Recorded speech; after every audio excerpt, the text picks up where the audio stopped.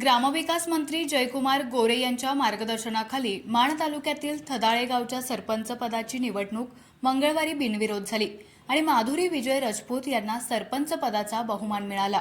परवीन मुलानी यांनी थदाळे गावचा 3 वर्ष कारभार पाहिल्यानंतर आधी ठरल्याप्रमाणे त्यांनी मागच्या महिन्यात आपल्या पदाचा राजीनामा दिला होता। त्यानंतर थदाळेचे सरपंच पद रिक्त होते। सर्व प्रक्रिया पूर्ण झाल्यानंतर सर्वानुमते माधुरी राजपूत यांना सरपंच पदाची सूत्रे सोपवण्यात आली।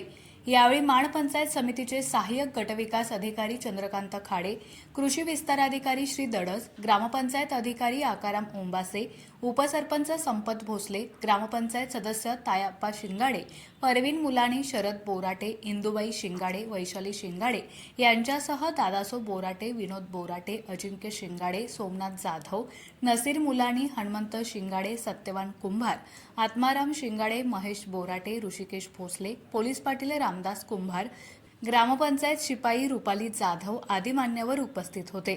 सरपंचपदी निवड झाल्याबद्दल माधुरी राजपूत यांचे ग्रामविकास मंत्री जयकुमार गोरे, सिद्धनाथ पतसंस्थेचे चेअरमन अरुण गोरे, सोनिया गोरे, राजाराम बोराटे आदींनी अभिनंदन केले।